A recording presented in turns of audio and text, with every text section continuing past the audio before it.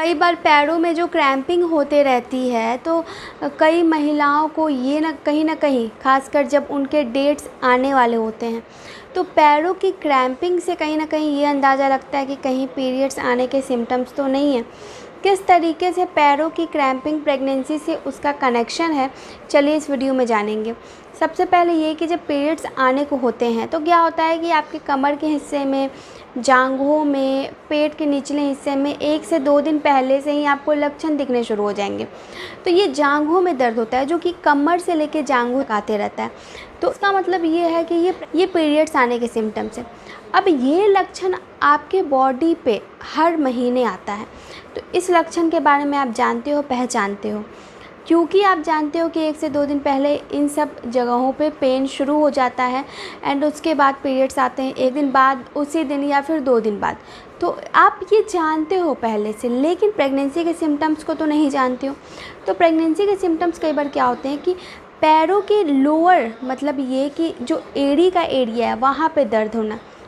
कई महिलाओं के एड़ियों में दर्द होना शुरू हो जाता है। अब ये कि ये भारी वज़न के कारण तो नहीं होता है, लेकिन एड़ियों में दर्द एक सिम्टम्स के तौर पे देखा जाता है जो कि डेट मिस होने से पहले या डेट मिस होने के 1 से 2 दिन या 5 दिन तक दिखने शुरू हो जाएंगे। जो मैं अपने पर्सनल एक्सपीरियंस से बोल रही हूँ कि एड़ियों में दर्द होना, एड़ी में दर्द एक तो कैल्शियम की कमी के कारण होता है, हार्मोन्स के बढ़ने के कारण भी होता है, और ये भी कि आप बहुत ज़्यादा देर तक खड़े होकर अगर काम कर रहे हो और चल रहे हो बहुत ज़्यादा देर तक, तो प्रेगनेंसी में आप जितना काम करते हो उतना आपको पोषण लेने की ज़रूरत होती है।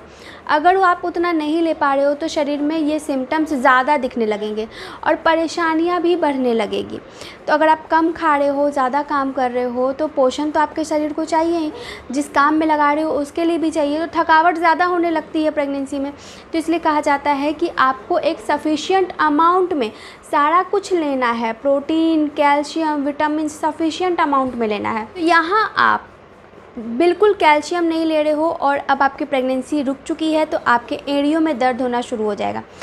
तो उसके बाद दूसरा क्या होता है कि घुटनों में दर्द होना। अब आपको कोई भी ऐसे नहीं है कि जॉइंट्स पेन की हिस्ट्री में कोई प्रॉब्लम रही है, लेकिन अब जॉइंट्स में पेन होने लगे, यानी घुटनों में दर्द होने लगा।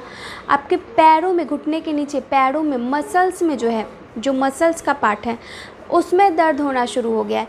तो ये भी पैरों में खासकर जो दर्द है ये प्रेगनेंसी में होता ही होता है, पहले महीने से होना शुरू हो जाता है।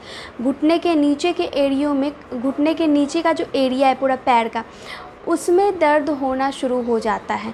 ये खासकर दर्द आपको रात के समय ज़्यादा होगा, जब आप रेस्ट करने जाओगे तब ज़्यादा होगा, और जब आप सुबह के टाइम उठते हो तब भी ये दर्द आपको सताएगा। तो ये कहीं ना कहीं कैल्शियम की कमी है, और दूसरा प्रेगनेंसी के हार्मोन्स का भी एक इशारा है कि हार्मोन्स बढ़ने शुरू हो गए हैं, प्रेगनेंसी रुक चुकी है तो पैरों में दर्द होना शुरू हो गया है। ब्लड सर्कुलेशन बढ़ने के कारण भी पैरों में दर्द होना शुरू हो जाता है। कई बार ये भी कारण होता है कि प्रेगनेंसी में आप सही पोजीशन में नहीं बैठ रहे हो, बार बार या तो पैर लटका के बैठ रहे हो तो स्वेलिंग होनी शुरू हो जाएगी, या फिर पैर को मोड़ के बहुत ज़्यादा देर तक, यानी फोल्ड करके बहुत ज़्यादा देर तक बैठ रहे हो, तब भी पैरों में दर्द शुरू हो जाएगी।